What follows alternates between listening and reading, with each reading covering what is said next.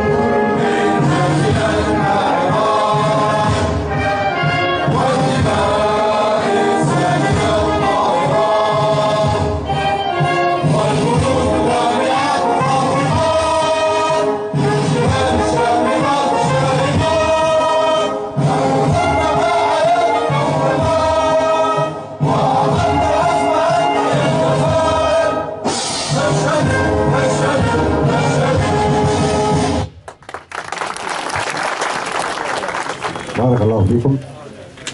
بدون إطالة نحيل مباشرة الكلمة للأستاذ ليشرع في إلقاء الكلمة تاعو، فليتفضل مشكورا.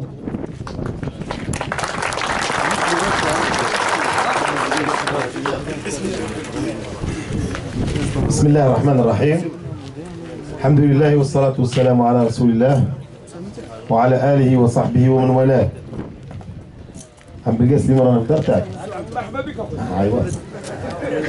بداية يعني أنا سعيد كل السعادة وفرح كل الفرح بهذا الترحيب وبهذا الحضور الكثيف. وبارك الله فيكم على أن لبيتم دعوة الداعي إلى هذه الجلسة التي ننشطها طبعا كما تعرفون ضمن الحملة الانتخابية التي نقوم بها في سبيل قائمتكم هذه، قائمة أصواتنا تتحد. واليوم رانا في الحقيقة فرحانين فرح شديد وغامر بأننا موجودين اليوم في فغالة، على خاطر الأصوات والأصداء اللي راهي توصلنا من هذا الربوع تقول بأنه كل أهل فغالة هذه المرة راهم على قلب رجل واحد، وأنهم عقدوا العزم عقدا صارما وصريحا بأن ينتصروا إلى كلمتهم، وأن ينتصروا إلى وحدة الصف، وأن ينتصروا إلى هذه الفرصة التاريخية التي إن شاء الله أتيحت لنا ولهم لكي نكون كلنا ممثلين لأول مرة في البرلمان. هذه الفرصة اللي في الحقيقة ما جاتش ببساطة، ولكن هي مجهود نتاع مجموعة من الشباب المخلصين من أبناء هذه الربوع، والذين ربما تنبهوا منذ على الأقل قبل 6 أشهر أو 7 أشهر في أنه هذه المنطقة تاعنا، ولما نقول المنطقة تاعنا راني نروح من هنا وبتجي باتجاه الغرب على الأقل، نقول أنه تنبه هؤلاء الشباب أن هذه المنطقة سوف تشهد فراغ في القوائم الانتخابية من حيث أن تكون ممثلة ضمن القوائم الانتخابية، وخاصة ضمن الأحزاب التقليدية والأحزاب المعروفة في المنطقة. وهؤلاء الشباب الذين تنبهوا إلى هذه القضية إنما درسوا الحالة دراسة صحيحة وسليمة، وأيضا فهموا بأنه في الحقيقة لا ينبغي علينا أن نجرب المجرب. كل هذه المنطقة وكل هذه الربوع قدمت أبنائها منذ انتخابات 1976 لما بدأت الانتخابات التشريعية في الجزائر، قدموا أبنائهم لكي يكونوا جزءا من منظومة التمثيل على مستوى الولاية. ولكن للأسف كانت كل التجارب تتكرر، كل التجارب تؤول مآلات سلبية بالنسبة إلى المنطقة تاعنا. وعلى الرغم من ذلك كانت هذه المنطقة وفية لأغلب أو في أغلب الانتخابات والاستحقاقات الماضية. ولكن هذه المرة من الواضح أننا استوعبنا الدرس استيعابا حقيقيا، ومن الواضح أيضا أن الشبيبة هذه بدأت تفهم بأنه نحن هنا نريد أن نكون أو أن نفتك حقنا الطبيعي والأصيل وحق المواطنة قبل ما يكون حق المنطقة ولا حق العرش. هو حق مواطني هذه المنطقة أن يكونوا ممثلين ضمن المجلس الشعبي الوطني بأبنائهم الذين هم نبتوا في هذه الأرض وعاشوا فيها وهم لا يزالون فيها. ولذلك ليس مستغربا وليس عجيبا أن تجد هذه القائمة هذه الاستجابة من الإخوة جميعا، وخاصة في أن هذه القائمة في الحقيقة هي قائمة حرة، يعني قائمة لا تنتمي لأي تشكيل ولا أي حزب سياسي، هي قائمة أفراد، ولكنها قائمة مشروع بإذن الله، مشروع ناهض لكي نقفز فوق هذه الصفة التي اتصفنا بها، وهي صفة السلبية وصفة عدم أخذ الأمور بجدية. هذه القائمة التي ربما بعض الإخوة اللي راهم موجودين معنا ممثلين فيها، ابتداء من سي رابح ملاحي اللي هو مندوب ببلدية الغروس، إلى سي سعيد زنداقي اللي هو أيضا صاحب ومسير شركة في إنجاز الكهرباء، هو أصيل هذه المنطقة ولكنه مقيم الآن في بسكرة، إلى خونا سي مساح عبد الغني، إلى المهندس الأزهر بن لجنف، وهناك بعض الإخوة الغائبين، ومن بين أيضا المترشحين معنا متصدرة قوائم النساء الأستاذة رزيقة جبابرة واللي هي هنا من فوقانا، وإن شاء الله تكون في البرلمان هذه المرة.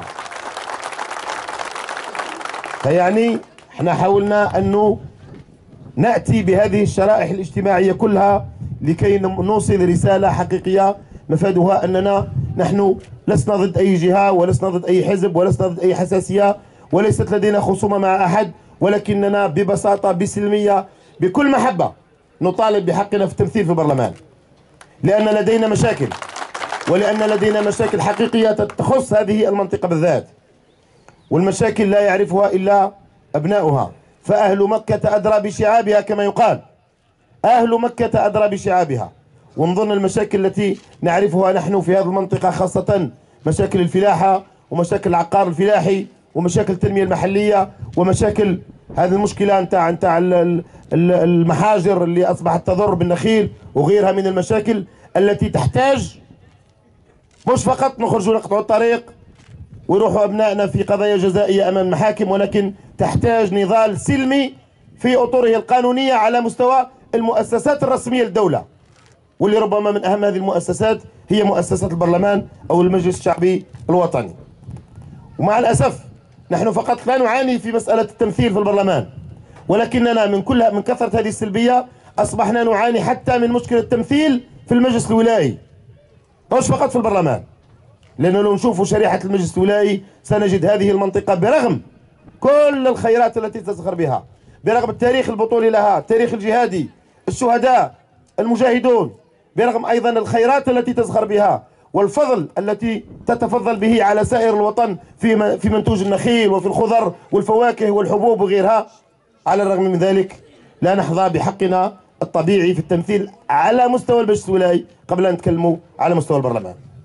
ولذلك أيها الإخوة، المجموعة الذين قدموا هذه القائمة هم قدموا لكم مشروع يريدون من خلاله أن يقولوا لكم كونوا على قدر المسؤولية هذه المرة، فلنكن على قدر المسؤولية هذه المرة،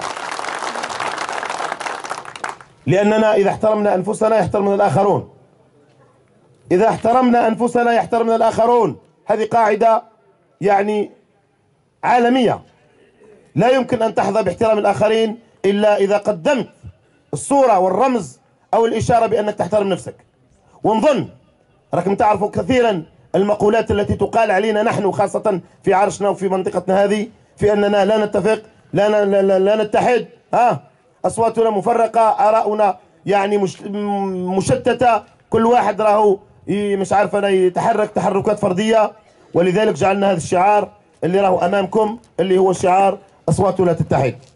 وهذا الشعار أنا قلت من خلال هذا الشعار ما نش نديره في السياسة، رانا نديره في عمل أهلي وفي عمل أخلاقي بالدرجة الأولى، نتعلم فيه إن شاء الله أولى مبادئ الوحدة وانتصاراتها، أولى مبادئ الوحدة وأولى انتصاراتها من خلال أن نكون ممثلين في البرلمان، لأن هذه الوحدة لا يمكن أن يهرب منها إنسان. الآن تعرفوا ورانا جينا المره السابقه في هنا في المركز الثقافي، وبالمناسبه نحيي كل الذين حضروا والذين دعمونا. قلنا لكم برساله بسيطه وسهله، برساله بسيطه وسهله. انظروا كل هذا التاريخ نتاع المنطقه، كل المناطق مثلت بابنائها، سواء في اطار الاحزاب الوطنيه، سواء في اطار الاحزاب الاسلاميه، سواء في بقيه الاحزاب، ولكننا نحن في منطقتنا للاسف لا نزال نعاني من هذا الفقر، والذي اصبح كانه نوع من المظلوميه. يعني الحقيقه راني نشوف في اعين الشباب وفي اعين الشيوخ انه اصبحت الناس يقولوا راهم حاقريننا مش عاطينا حقنا. هاي الفرصه امامنا باش نديو حقنا رواحنا، هاي الفرصه امامنا باش نفتكوا حقنا بايدينا، هاي الفرصه امامنا باش نفتكوا حقنا بايدينا. وكي نفتكوا حقنا بايدينا سنفتكه لاحقا من خلال كل التشكيلات التي قد تكون امامنا. ولذلك ايها الاخوه نحب نمرر رساله صريحه وواضحه في هذا الموضوع، وهو انه القائمه الحره بمعنى انه نحن لم ناتي بحزب وقلنا له سنعطيك او سنمنحك 6000 او 7000 صوت وجبنا راس قائمه وقوى وعدنا واعطينا وعود. احنا في هذا الموضوع رانا مرتاحين، ما اعطينا وعد لحتى انسان. نحن وعدنا الاخلاقي مع انفسنا، اذا نجحنا ننجحوا بمجهودنا وباصواتنا. ولذلك نحن احرار في اختيارنا هذه المره، ما عندنا حتى ضغوطات. ولذلك انا ننبه خاوتي وخاصه من الذين لاعتبارات معينه راهم مترددين في كثير من الاشياء. انا فاهم بانه التشكيلات السياسيه لها ولاءاتها، فاهم بانه بعض الاخوه ينتمون الى احزاب سياسيه، فاهم انه هناك انتماءات معينه، ولكن في هذه المره ما عندناش شيء نخافوا منه، لاننا نطالب بحق اصيل وشرعي، وخاصه في ان هذه القائمه ما عندهاش حزب سياسي. ولذلك انا قلت البارح في الدوسن وقلتها في الغروس، قلت لان هذه القائمه هي قائمه حره، رانا نجد كل هذه الوجوه امامنا، الوجوه النيره. لو كانت هذه القائمه باسم حزب سياسي والله انا متاكد كامل التاكد انه بعض الوجوه الحاضره معنا الان لا يمكن ان تحضر معنا، لان هذه القائمه حره، هم شرفنا بحضورهم. بارك الله فيهم، وبارك الله فيهم ويعطيهم الصحه على هذه الوقفه تاع الرجاله والوقفه الاخ لاخيه. ولذلك احنا نقولوا بانه وقوفكم معنا هو سند معنوي بالنسبه لنا، هو سند معنوي بالنسبه لنا. احنا هذه القائمه الحره لازم تعرفوا باللي ما جاوهاش ناس غرباء، كلهم ابناء المنطقه وكلهم تعرفوهم وهم ابنائكم. هؤلاء ابنائكم كبروا بينكم والبعض منهم تعرفوهم، ولذلك هم يقولوا لكم بالفاظ واضحه وصريحه. رانا الان قدمنا لكم انفسنا لهذا الاقتراع، قدمنا لكم انفسكم، لان احنا جزء منكم. ان شاء الله هذه المره نقراوها مليح، ان شاء الله هذه المره نقراوها مليح ونعرفوا واش نديروا. لما ندخلوا للصندوق ان شاء الله هذه المره لازم نماركيو هذه المره، يعني نماركيو الاثر. والناس كلها لازم تعرفوا انا راني التقي برؤساء القوائم، كم من مره نلتقي برؤساء القوائم في كل التشكيلات. هذه المره راهم خايفين منكم صح، فحذاري تغلطوا. هذه المره راهو قالوا لنا راكم فرميتوا علينا الطريق، اما لا برهنوا صح باللي فرمينا عليهم الطريق وفرمينا عليهم الاصوات، برهنوا عليهم. وبالمناسبه لما قالوها انا نقول لكم هذا الكلام، قالتها احزاب كبرى وقالتها شخصيات، وقالتها حتى بعض الشخصيات المترشحه. واحد من المترشحين جا حتى الدوسه المره اللي فاتت وقال راني مترشح على راس قائمه. انا قال بالدارجه، قال انا عندي عرشي راني على بالي نخدم فيه، بصح انتوما حذاري تفرطوا في هذه القائمه. هو شخصيا قالها لنا.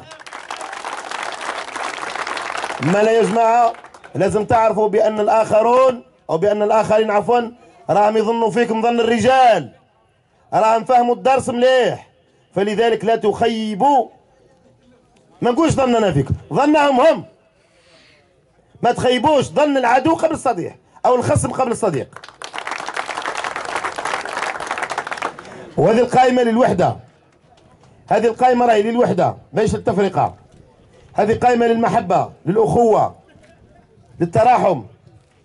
يعني في الحقيقه احنا هذه المنطقه تاعنا كلها هي عائله واحده، هي ارحام. ماشي الفرق بين الغروس والدوسن وفغاله ولا طولقه ولا بين بازيد وعرشي وسليمان وغيرها. هنا كلنا والحمد لله جالسين والبن والتمر والسهرة حلوة والحمد لله. وين كنا نقدروا نديروا هذا الشيء لو كان ما عندناش هذه القائمة؟ ما كناش نقدروا نجلسوا هذه الجلسة بهذه الثقة بهذه القوة لو كان ما بادرش بعض أبنائكم بهذا العمل. تخيلوا أنه ما كانش هذه المبادرة، درك بالك رانا في ديارنا قاعدين ونسترشوا، هاو جا الوزير اليوم، هاو جا راس قائمة اليوم، هاو جا حزب الفلاني اليوم، ونظلوا نطلوا مع طريق القودر كي هنا في الدوسر وفوغالا ونطلوا شكون اللي جا اليوم. بربي ان شاء الله ما عدناش نطلوا شكون اللي يجوا اليوم. وانا قلتها سابقا، الطيور التي كانت تحلق في اجواء الانتخابات هذه المره عاد توصل هنا وتحلق بعيد وتحط في امكنه بعيده، ما عادش تقدر تحط هنا. باذن الله ما عادش يحطوا هنا. علاه؟ اخويا وبالمحبه، يعني نقصد انتخابيا. فهموا بأن هذه المنطقة إن شاء الله هذه المرة راهي ماشية وراء قائمة صحيحة، اللي هي قائمة أصواتنا تتحد، قائمة المحبة، قائمة الأخوة، قائمة أنه أصواتنا اللي تشتت في الانتخابات السابقة هذه المرة ما عاد تشتت خلاص، لأنه ندوروا المركو درس. ونحب نوصل أيضا رسالة أخرى لإخواني في بقية التشكيلات السياسية الحزبية خاصة، بأنه اسمعوني مليح يا شباب من هنا، بأنه احنا هذه القائمة راهي تحترم جميع الأحزاب السياسية وتحترم مناضليها وتحترم اختياراتها في القواعد، وما عندنا حتى تعليق على أي حزب ولا على أي قائمة. ولكن إخواننا اللي هنا في هذه المنطقة تاعنا اللي نعتقد باللي رانا نناضلوا باش نمثلوها انتخابيا لازم يعرفوا بأننا ندافع عليهم في أحزابهم، ندافع عليهم في احزابهم باش المره الجايه يقراوا لهم حساب، باش المره الجايه جميع الاحزاب تقرا حساب للمناضلين اللي ينتميوا هذه المنطقه، ما عادوش يتجاوزوهم. هذه القائمه حتى وراهي قائمه حره ولكنها تدافع على اخواننا اللي راهم في جميع الاحزاب السياسيه. نعم تدافع عن اخواننا اللي راهم في جميع الاحزاب السياسيه، لاننا نحن احرار وما عندناش حزب، ورانا ندافع على المنطقه تاعنا وندافع على انه خوتنا في جميع الاحزاب السياسيه يعود عندهم راي في بسكره، مش كل تجمعات انتخابيه يديروا لهم كيران ويقولوا مروه عند التجمع. ما عادش تكون هذه باذن الله تعالى. ان شاء الله في كل المواعيد السابقه القادمه ان شاء الله يعودوا هما اللي يجونا وهما اللي يجيبوا كيران لينا. علاه؟ لانه احنا في القضيه هذه ما عندنا حتى عقده، رانا منطقه تاريخيه، منطقه عندنا مجاهدين، عندنا شهداء، المنطقه تاعنا قدمت من اجل تحرير الجزائر شيء كثير، وقدمت من اجل بناء الجزائر شيء كثير. ولذلك ماهوش عيب وماهوش يعني تجاوز اننا نطالبوا بحقوقنا السلميه وبالطرق السلميه في ان نكون ممثلين في البرلمان. هذا له حق ونقولوه، احنا ما خايفين يعني من هذه الناحيه من اي شيء، وما عندناش اي اعتبارات ولا تخوفات. كل رؤساء الاحزاب، كل رؤساء القوائم اصحابنا واصدقائنا، ولكن الناس لازم تفهم باللي هناك اوعيه انتخابيه من حقها ان تكون ممثله. وانا بالمناسبه لما قمت بالاستشارات في هذا الموضوع، لما قمت بالاستشارات كنت نقول بانه، ولقيت الكثير من الترحيب في هذه المنطقه وفي الغروس وفي غالا وفي طولقه وفي بقيه المناطق، لقينا بانه اخواننا كلهم مرحبين بهذا الموضوع، كلهم مرحبين بهذا الموضوع. ونحب نلفت نقطه مهمه، انا في الحقيقه كنت في هذه الحمله ديما نقول باللي مهما نسمعوا ومهما كذا احنا عندنا هدف واضح، ما عندناش خصم سياسي على الاطلاق. ولكن كاين بعض الاخوه الحوا عليا الكثير من الاخوه يقولوا لي هناك نقطه نحب نستوضحوها، نحبوا نعرفوها وش هي. يعني الحقيقه هناك من قال بانه كانت هناك قائمه للعرش وما الى ذلك، وحنا جينا في الاخير وما الى ذلك شقينا الصف او ما الى ذلك.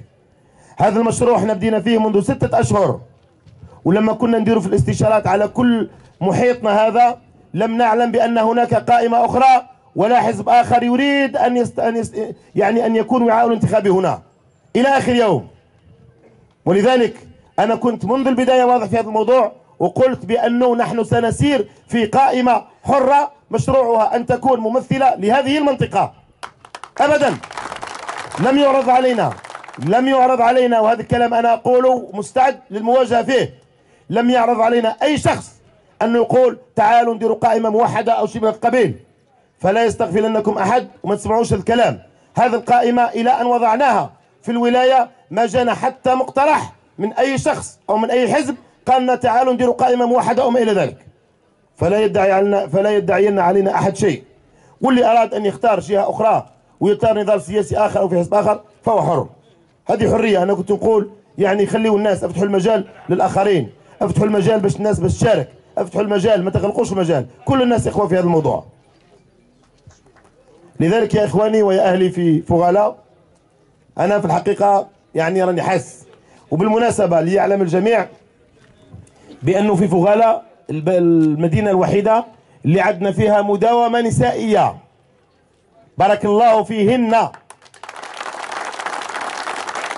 راهي كاينه مداومه للنساء هنا في فغالة، والاخوات الحرائر من مدينه فغالة راهم يمشيوا للديار ويفهموا الناس ويوعيوا في النساء بضروره انهم يوقفوا مع اختهم هذه المحاميه اللي راهي مرشحه معنا، فبارك الله فيهن جميعا، بارك الله فيهن.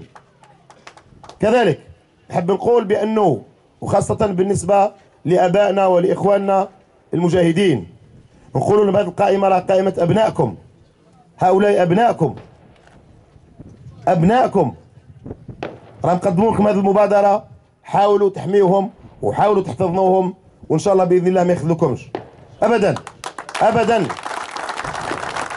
وانا عن نفسي راه لي الشرف اني نعرف الكثير من الاباء المجاهدين في هذه المنطقه، والبعض منهم رحمه الله، ويعني نعرفهم معرفه خاصه ونروح لهم بيوتهم، وبارك الله فيهم على هذا السند وهذا الدعم اللي راه يقدموه لنا، حتى وان كان راهو غايبين عنا، ويعطيهم الصحه جميعا. ولذلك ايها الاخوه ان شاء الله باذن الله تفهموا بأن هذه الرساله ان شاء الله توصل للجميع، توصل للجميع، لاننا نحب بها رساله المحبه ورساله الاخوه. نحب كل اهلنا، كل اهلنا في فغالة، في الغروس، في الدوسن، في ولاد جلال، في سيدي غالب، في بقيه المناطق، نحب كل اخوتنا وكل اهلنا ان شاء الله يكونوا متعاونين في هذا الموضوع. راهي قائمه في الحقيقه ما عندها حتى حزب وما عندها حتى صراع، وراني قلت ديما حاولوا تقربوا منا، هاي المداومات مفتوحه، الاخوه في فغالة هنا ناشطين بارك الله فيهم جميعا، جميعهم الاخوه اللي راهم واقفين معنا بلا ما نسميهم، اخوتنا اللي راهم ارتاح، اعطي له كرسي واحد لا كرسي. اذا ارتاح. اذا قلت فيعني الاخوه هنا في فغالة بارك الله فيهم على هذا الدعم، وانا والله غير قاعد نقول باللي الاعتماد كل الاعتماد، احنا رانا قاعدين نخدموا في مناطق وحاسين باللي ان شاء الله ظهرنا راه محمي باصوات فغالة، حاسين باللي ظهورنا محميه يا عم بقاسم. والله لا رانا حاسين، قولها وعودها، قدر في القدر، ما كانش اللوع، امشي لقدام. تعال حيوني يا صفر تعال. ونقول لكم ايضا باللي اسمعوني مليح، باللي لازم تحييوا تحيه خالصه بلا ما نسمي كل الاخوه اللي قدموا لنا الدعم هنا من فغالة في جمع التوقيعات، بارك الله فيهم، بارك الله فيهم ويعطيهم الصحه، وراهو جميلهم على الراس والعين، كلهم راهم كثر، لكن ماذا بيا تعطيو تحيه خاصه لسي توفيق خلالفه، لانه هو اللي تعب بزاف، زيدوا اعطيو تحيه. معليش لا معليش، الحق يقال، لا مش عيب، ماهيش عيب. قلت له اعطيني الملف تاعك تكون معنا في القائمه، قال لي لا انا اعتبرني مناضل في هذا المشروع، ما نحتاج لا نكون في البرلمان لا شيء، هذا موقف تاع رجال مش موقف تاع ذراري. بارك الله فيه يعطيه الصحه. ملا ان شاء الله باذن الله انه هنا في فغالة باذن الله نحاولوا يوم الانتخاب نكونوا لحمه واحده، نكونوا يد واحده، نحاولوا نعاونوا الناس اللي ما يقدروش يروحوا يصوتوا. بالنسبه للنساء ايضا الاخوه والزملاء اللي قادرين يجندوا في خلايا معينه لحث الاسر والاخوه انهم ياخذوا يعني مبادره في انهم يديوا خواتهم ولا اخواتاتهم اللي باش يصوتوا، اهلا وسهلا. ماذا بينا ايضا مراكز التصويت تكون مراكز هادئه ان شاء الله باذن الله، الاخوه اللي يكونوا مؤطرين لمراكز التصويت ما يدخلوش في استفزازات، هذه عمليه سلميه، احنا نحبوا نكون فرح، ما نكونوش في خصومه مع حتى انسان باذن الله. هذه القائمه الى الان والحمد لله هذه القائمه راهي تلقى الترحيب من كل الناس، واذا كان الناس مقلقين في الانتخابات انا نقول لكم والله غير روحوا يدينا النوم، ملي نحطوا روسنا يدينا النوم، ماناش قلقانين خلاص. علاه؟ لسبب بسيط، ماناش قلقانين. علاه؟ ما خسرناش ورد بزاف، ما خسرناش ورد خلاص يعني. والله العلي العظيم غير ما تصدقوش وما نقولش، ماشيين كأننا حزب كبير غير بالرجلة والشهامة. دارت حملة انتخابية، درنا الملصقات تاعنا، درنا حصصنا في الإذاعة، درنا التسجيلات، درنا كل شيء، وما تخلفنا على أي شيء تقوم به جميع الأحزاب. بارك الله في الرجال اللي عندهم نكران الذات، لأنه لازم نعرفوا حاجة، باللي الإنسان أحيانا من أجل المصلحة العامة يحاول أنه يولين جانب بتاعه لخاوته، ينقص ولا شتم من روحه. قال على بالي بصح هذه المرة إن شاء الله نتعاون مع الجميع حتى على حسابي.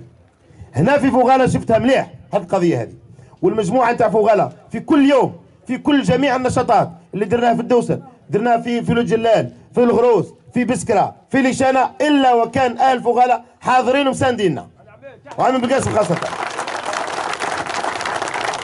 المال إن شاء الله بإذن الله تعالى تكونوا في يوم الموعد، وتكونوا إن شاء الله باش نديروا فرحة كبيرة هنا في لاسيتي، ونديروها في المكتوفة وفي سيدي الحمص وين وروح برك وهات فوغالا راها كلها نعرفها دار دار. هذه هي بلا ما نساو ذراع الناموس. هذوك ما نساوهمش، هذوك هما كلهم. هذه هي، ما نطولش عليكم. ان شاء الله باذن الله نكونوا اخوه في هذا المشروع. اخواني نحب نمرر رساله في الاخير، ما كان لا نكثروا من الاسئله. هذا راهو عمل اخوي، عمل تاع شهامه. هذا العمل هذا راهي فرصه تاريخيه لنا، فرصه تاريخيه لنا جميعا، لانه القضيه مش انه يكون انا ولا يكون فلان. هذه المبادره كما قمت بها العبد الضعيف والمجموعه اللي راه معاكم كان قادر يقوم بها اي انسان منا، ولما يقوم بها اي انسان منا لازم نوقفوا معاه كائنا من كان.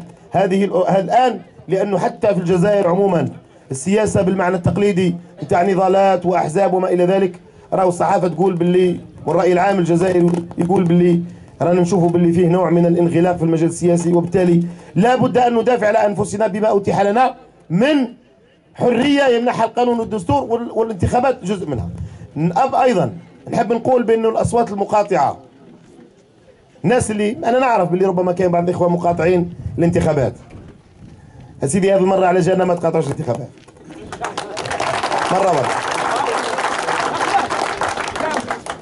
مرة سيدي، على جالنا ما تقاطعوش الانتخابات، ما يصرى والو، ما تقاطعوش الانتخابات. ان شاء الله تطل الشمس مليحه هذاك النهار، ما يصرى والو. مره واحده سيدي ولا كان كفاره نعاونوكم في انه نصوموها تاع 3 ايام ولا 4 نوزعوها، وعم بالقاسم نكلفوه ب6 ايام يصوموا. اذا كان خارجكم يمين ما عليش يا سيدي، 3 ايام صيام، وعم بالقاسم يهنينا في الموضوع هذا. ونطعموا 60 مسكين. خلاص، هذه هي. الاخوه اللي كانوا مقاطعين ولا ماوش يصوتوا نقول لهم لا، الصوت الفارغ هذا ما ينفعناش. بلادنا تحتاجنا جميعا، الجزائر تحتاج جميع ابنائها. ايضا نزيد نقول حاجه، اسمعوني، ماناش احنا خير من الجميع، اكيد احنا رانا ننافس كما ينافس الاخرون، واذا انا قلتها كم من مره، والله لو تشوفوا الخير في قوائم اخرى روحوا معاه واحنا معاكم، ما كان حتى مشكل. هذا الامر ما فيه حتى مشاحه، ولكن قدروا فقط المصلحه نتاعنا وقدروا مستقبل بلادنا. هذه هي. انا اختم كلامي ونقول لكم بارك الله فيكم على حفاوة الاستقبال، بارك الله فيكم على هذا الحضور، يعطيكم الصحه. راكم طلعتوا لنا المورال كما يقولوا بالدارجه، ورانا على مشارف نهايه الحمله الانتخابيه. ان شاء الله ان شاء الله كي نوصلوا الى الصمت الانتخابي ماذا بينا ما نروحوش نرقدوا في ديارنا. هذيك المرحله اللي نكونوا الخلايا باش نروحوا يوم الانتخاب، كي نوقفوا الحمله الانتخابيه نديروا الخلايا اللي نعاونوا فيها بعضنا باش نروحوا للانتخاب، كل واحد في حيه وكل واحد في محيطه. نحاولوا باذن الله تعالى نرفعوا نسبه المشاركه، على الاقل نديو حوالي قداه على الاقل 4000 ولا 5000. هاي 4000 يا سيدي. هاي كان زقات ما طيحوناش من 3000. هاي يا سيدي خلاص. هاي والدوسر راه يعطينا 10000. هايوا وحنا نرموركم، هاي ما نخرجوهم من الطين هذا. سمعتوا؟ شكرا وبارك الله فيكم ويعطيكم الصحه. واذا كان بالمناسبه بعض الاخوه ربما عندما بعض الاسئله، انا ديما نحب نسمع ونقول باللي لازم تنورونا في هذا الموضوع، لانه نحتاج ان نسمع الاخرين. ربما عندنا اخطاء، ربما كان اشياء ماناش منتبهين ليها، ربما كان اشياء تحتاج الى توضيح، لانه لما تطرح علينا الاسئله باذن الله تنورونا وتفتحوا لنا مجالات للحديث معكم. اذا كان في اسئله ماذا بينا بعد تدخلات ربما الاخوه في البرنامج تاعهم، ماذا بينا نسمعوا بعض اصوات اخواتنا من فوغالا. هيا عم قاسم ليك الكلمه. بسم الله. السلام عليكم ورحمه الله تعالى وبركاته. تصفيقه زينه للاستاذ. صحيح صحيح ان شاء الله.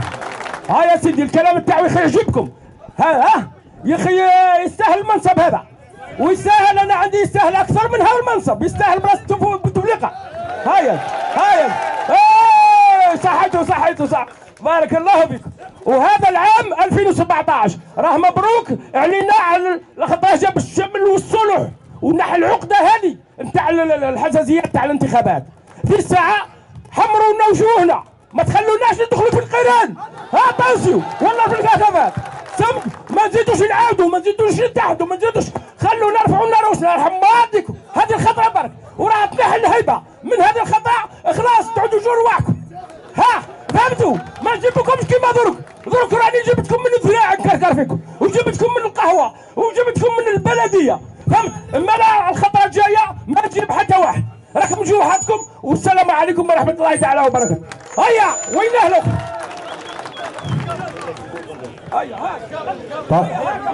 خلاص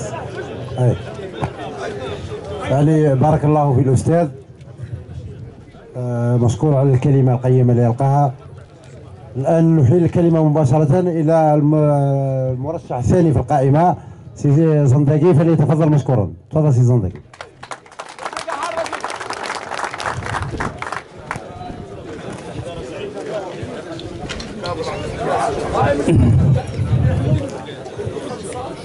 السلام عليكم ورحمة الله تعالى وبركاته. بسم الله الرحمن الرحيم، وأصلي وأسلم على رسول الله وعلى آله وصحبه ومن اهتدى بهديه إلى يوم الدين. آبائي الأعزاء، إخواني، أبنائي، أرحب بكم جميعا. وأظن أن هذا الجمع الكريم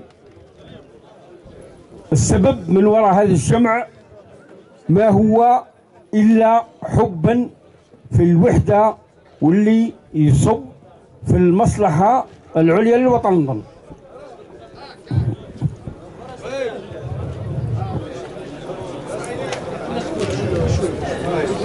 أجمع شوية سكوت يا جماعة. قلت أظن أن الشيء اللي دافعنا بان نتلاقاو هنا وبان نجملوا إلا هو المصلحة العامة اللي تجمعنا كامل، ونسمعوا يعني في هذه الأيام نسمعوا باللي أصوات المنطقة هذه راها مشتتة، فعلا مشتتة. لكن كاين مثال بسيط برك، احنا الجزائر فات علينا سنوات حمراء كما نقولوا، وكانت ربما الدولة على هافة الانهيار، لكن كانت الناس اللي عندهم ثقة في الدولة كامل كانوا يقولوا الجزائر لن تسقط، وبالفعل لن تسقط. علاه لن تسقط؟ لأن معادلة بسيطة، الجزائر هذه ضحوا عليها ناس بدمائهم، وكاين ناس ضحوا عليها بإخلاص. كذلك المنطقة هذه، أنا أظن المنطقة هذه أنه من الكرم تاعها أنه اللي يجي للمنطقة هذه كامل الناس يعطوه أصوات، يجيهم يعطيهم وعود يعطيهم أصوات. لكن احنا المرة هذه مادام حنايا الوعود جاتنا من أهل المنطقة ومن أبناء المنطقة، ونقولها ونزيد نعودها كما قالها الدكتور قبيل، وربما ما يقدرش يهضر هو على نفسه. والله إن في رؤساء قوائم واحدة أخرى يوصوا فينا على الدكتور، تلاو في الدكتور شتيني راه يستاهل.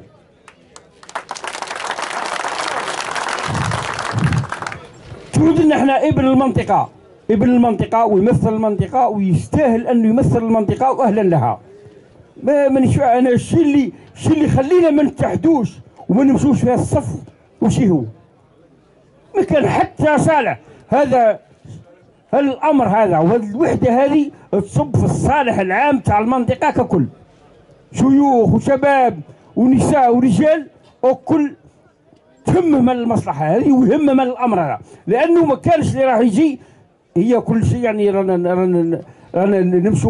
نمشوا في إطار ديمقراطي في اطار النظام الجزائري وفي اطار الدستور الجزائري. فعلا ما نفرقوش بين واحد من المنطقه هذه ولا بجهويه ولا بعنصريه، لكن ما يحس بيك الا اللي قريب منك ومن اهل المنطقه، اللي يقدر هو يحس بالشيء اللي يهمك انت ويقدر يبثك. ملا اخواني، انا والله ماني نشوف يعني كاين دواعي للتفرقه يعني حتى نزيدوا نخوضوا فيها. من المفروض انه القطار مشى، ما كانش عليه نتخلفوا على القطار هذا، حتى ولو كانت كاينه جهه واحده اخرى نصالحوا هكا. اذا كان كاينه جهه واحده اخرى وشفتوا فيها المصلحه، انا والله راني معكم وكل اتحدوا. المهم يكون اتحاد برك، يكون اتحاد يمثل المنطقه، وحنا اللي نتحدثوا امامكم. والله انا العبد الضعيف، والله حتى الدكتور اللي على بالي به لم نكن من طلاب هذه الوقفه اللي راها امامكم درك، لكن لما شاءت الاقدار ان نكون في هالمهمه وهالمسؤوليه، صدقوني ما عندنا فيها حتى غرض الا لم الشمل ولم هاللحمه اللي راها متفرقه. احنا كي نشوفوا هكذا والله كي نشوف الواحد يعني التعبير ما يلقاهش والكلمات تروح له من هذه الوحده هذه. احنا ناس جاونا امس، واحد قال لي كاين ناس، قلت انا امس كاين ناس ما تلاقاوش مع بعضهم عندهم 15 سنه، وبالمناسبه هذه تلاقاو مع بعضهم. جاني واحد بعد ما سمينا قال لي كاين زوج من الاستقلال ما هضروش مع بعضهم، والحمد لله اليوم راهم تلاقاو مع بعضهم. احنا يكفينا هذا، احنا يكفينا. وهذا ماهوش اسلوب، ولا ربما تشوفوا فيها انه بمناسبه حمله انتخابيه ولا تمرير وعود. لا والله الا شيء نابع من القلب، وهذه قناعه نمنو بها. واذا كان حبيتوا تنتخبوا علينا بغير هذه القناعه والله ما نمشوا فيها، ماناش ماشيين فيها، ماشيين بهالقناعه اللي توحد الناس كامل. إذا كان مشينا بوحدة، ما نقولوش وحدة، الوحدة تخدم الإنسان اللي عنده خير في أهله وفي بلاده، راه عنده خير في وطنه وفي أمته كاملة. واللي ما فيش خير لبلاده والأم، ما فيش خير لا الوطن ولا الأمة ولا الدين ولا من الانتماء تاعنا هنا للوطن هذا. وحبنا للوطن من حب الجزائر ومن حب الأمة كاملة. احنا رانا حابين إذا كان جاتنا الفرصة هذه حابين نخدموا بشيء نقدروا عليه، وحابين نخدموا وربما الامور اخلاقيا اكثر منها سياسيا.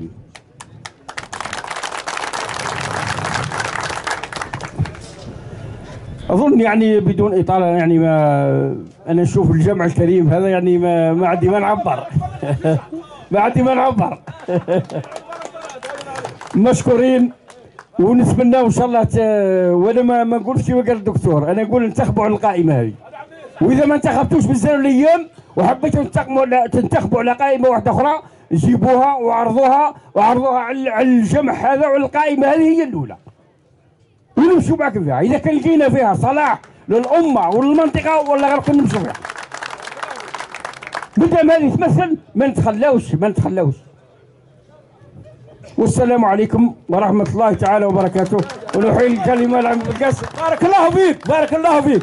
ذي الساعة ماناش متخلين عليها، فهمت؟ دابنا وخلاص، هذا هو الحساب باش كونوا متفاهمين مطلعين. وعودنا هذا قناطر تسمحوا لي والله دابنا ولا عودنا ولا عودوا الناس صاحد راه ساعد واحد وليده ماشي دابا صح. بارك الله فيكم. الآن نحيي الكلمة للسيد عز الدين بلغط، رئيس النادي الرياضي الهواة لبلدية فوق، فليتفضل مشكورا. سي عز الدين كلمة مختصرة، بارك الله فيك. يا سي عز الدين. السلام عليكم. أنا بالحقيقة ما عندي ما نقول أستاذنا الكريم، لا أستاذنا الكريم أستاذ شنيني ما خلى ما يقول، ما عندنا ما راح نقوله، ولكن راح نقول كلمة صغيرة برك. احنا نمشوا بمنطلق ثورة بوزيد. ثورة العامري هذه ما دارتش في الشعيبة، ثورة العامري دارت في الغروس اللي تشمل الفغالة والغروس والدوسر. هذا المنطلق الأول. كان حاجة ثانية، جيراننا واش راهم يقولوا؟ نمشي مع تاعي نمشي مع تاعي جيراننا هذو، نمشي مع تاعي كلاسي سانكيام ولا سيزيام، وتاعي الاول ما نمشيش معاه، نكونوا فعوله ثاني. هذه المبدا. هذه اذا نساو المراحل الانتخابيه، الاستحقاقات الانتخابيه السابقه اللي كنا مهمشين وكل شيء، راح تكون الانطلاقه من درك. انطلاقه من درك فاقوا. قالها مندوب العراق احمد الدوري اثناء سقوط بغداد، قال انتهت اللعبه. اذا انتهت لعبه الاستحقاقات فقط، ونتلاقى من الان وربي يوفقه ان شاء الله. بارك الله فيك سي رابح. الان نحيل الكلمه للسيد عده سليم. تفضل سليم.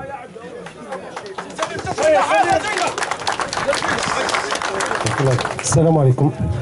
نرحبوا في غالب جميع الاخوه اللي جاونا من دوسن، من الغروس، من اي بلاصه، راهم في دارهم ومرحبا بهم مره ثانيه. نرحبوا بالدكتور شنيني، نرحبوا بالاخوه اللي جاوا معاه. بعيدا عن فصاحه اللسان، وبعيدا عن قوه البيان، وبعيدا عن موسيقى السجع ايضا، راح نتكلم باللغه الدارجه البسيطه جدا جدا جدا. راح نتكلم باللغه الدارجه البسيطه جدا جدا جدا في كلمتين، وديما نشتي المداخلات تاعي نبدا بحكايه ونختم بحكايه. يحكوا لانه الاساطير اللي تحكيها العجائز بكري والشيوخ يحكوها بكري، هذه كانت يعني فيها فايده كبيره ياسر. حبيت نحكي لكم واحده منها لعله كاين اللي راقد يفطن. بكري يحكوا لا واحد الفارس جا فايت لقى عجوز قاعد على تكبر، وش يبكي فيكم وينتي؟ قالت له وليدي مات وغايضني، وش من خصلات في ولدك؟ ركزوا معايا مليح، وش من خصلات؟ قال لها في بنت ولدك. قالت له خدام على وليدات وتعبان علينا مدير. قال لها نوض ميمتي ما تبكي ما والو، نشري له ميمتي بعير وديكري القوافل البكري، والمدخول تاع البعير هذاك وكلي منه الوليدات وربي رحمته، وراح وخلاه. زاد لقى واحده اخرى نفس الحاله تبكي ثاني عاد تكبر، وش كاين؟ ولدي ثاني مات وغايضني. ولدك هذا وش من خصلات فيه؟ قالت له ما يكونش ليله الضياف، وما يرقدش ليله يخاف، وما يعطيش العدو بلا كتاف، ومرت السو ما يعبى بها، وفرسه في الواجبه يعطيها، ومكحلته ما يفرط فيها. قال لها هذا الخصلات تاع الرجال الكل فيه. قال لها الخصلات تاع الرجال الكل فيه، ابكي ليه وعاودي، ما احنا ونبكوا معاه. هذه لنا خصله سيدي احنا ثاني. عرش كامل ما يقدرش يدير خصله من الاستقلال درك. بربي ان شاء الله نتمناو نديروا خصله. من اللي دوكا نهضروا بصراحه، من اللي خلقناه يا جماعه، باش مع كل احتراماتي للناس، من اللي خلقناه وحنا مع الناس متكين على هذا، يجينا هذا يتمسخر بنا، يجينا هذا يتمسخر، فيها بركه، فيها 100,000 بركه. عندنا رجالنا، عندنا الدكاتره تاعنا، عندنا عرشنا، والحمد لله رب العالمين. ما يخصنا والو.